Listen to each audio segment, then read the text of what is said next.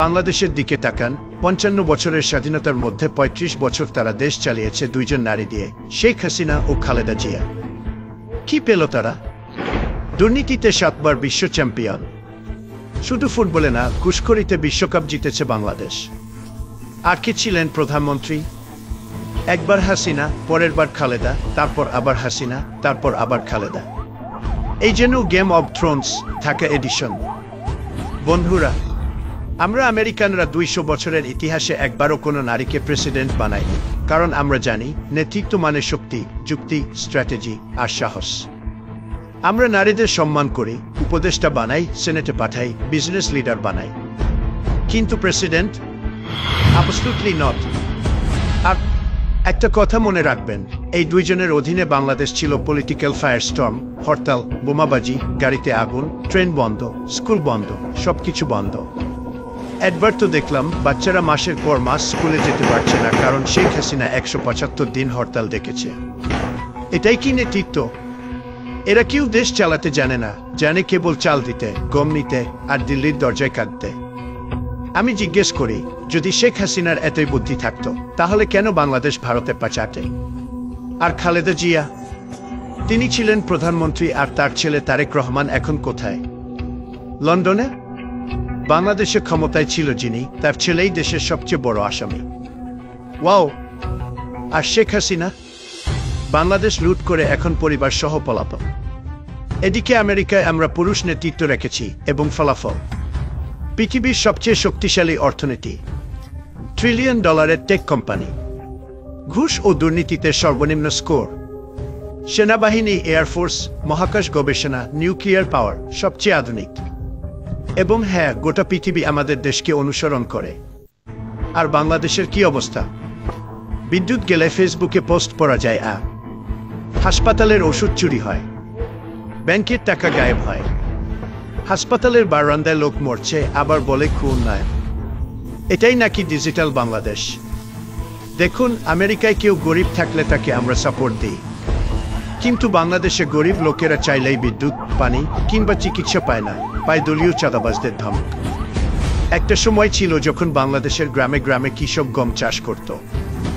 এখন সেই কৃষক ব্যাংক ঋণ শোধ করতে না পেরে আত্মহত্যা করে। ওদিকে প্রধানমন্ত্রী স্যাটেলাইট পাঠায়। ওয়াও, ফার্স্ট স্যাটেলাইট, কিন্তু হাসপাতালের এমআরআই মেশিনে মাকড়সার জাল। আর শুনুন, শেখ হাসিনার সবচেয়ে বড় জয় কি জানেন? নিজের ছেলে আর মেয়েকে আমেরিকায় নিরাপদে রেখে দেশের মানুষকে ভয় দেখানো। এটাই কি নেতৃত্ব? আর খালেদা জিয়া ভুয়া নির্বাচন ঠেকাতে না পেরে গেলেন মোদির কাছে, যিনি পাতানো নির্বাচনের আয়োজক। এটাই কি লিডারশিপ? কেউ গুলি খেয়ে হাসপাতাল যায়, আর কেউ গুলি চালিয়ে সরকার চালায়। বাংলাদেশের জনগণ ২০২৪ সালে দেখল কি হয় যখন নারী নেতৃত্ব দীর্ঘ সময় ধরে চলে। সাংবিধানিক প্রতিষ্ঠান ধ্বংস, আদালতের স্বাধীনতা নাই, সাংবাদিক গুম, বিরোধীদের পিটুনি, আর ইলেকশন। ওটা তো এখন নাটক, ইউনিল্যাটারাল নাটক। আমেরিকায় যদি কেউ এভাবে ভোট চুরি করত, আমি বলতাম ইউর ফায়ার্ড। কিন্তু বাংলাদেশে যিনি ভোট চুরি করেন, তিনিই বলে, আমি মায়ের মতো দেশবাসীকে ভালোবাসি।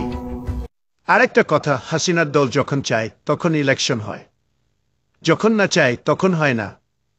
বিএনপি চায় বটে, কিন্তু অংশ নিতে পারে না। এটা কি গণতন্ত্র? বাংলাদেশের বিশ্ববিদ্যালয়গুলোর কি অবস্থা জানেন? ছাত্রলীগ ও ছাত্রদলের ভয়ে ক্লাস হয় না। হলগুলোতে অস্ত্র, যৌন নির্যাতন, দখলদারি। আর সরকারের বক্তব্য, তরুণরাই দেশের ভবিষ্যৎকে। বাহ, ভবিষ্যৎ এতই অন্ধকার যে মানুষ মোবাইলে ফ্ল্যাশ জ্বালিয়ে বের হয়।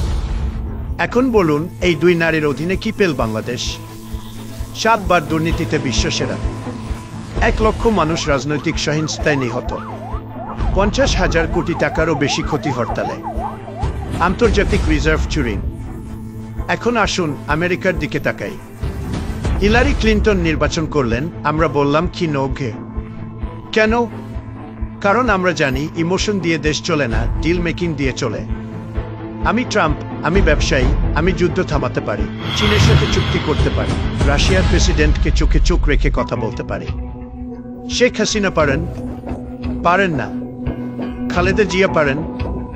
উনার তো গলা থেকে আওয়াজ আসে না এখন। বাংলাদেশের বন্ধুদের বলছি, দেশের নেতৃত্ব কাউকে আবেগ দিয়ে দেবেন না, সম্পর্ক দিয়ে নয়, দিবেন যারা পারে। যারা দেশকে ভারতীয় ভিত্তে পরিণত করেছে, যারা নিজেদের সন্তানদের প্রবাসে পাঠিয়ে আপনাদের সন্তানদের আগুনে ফেলে, তারা কখনো দেশপ্রেমিক হতে পারে না।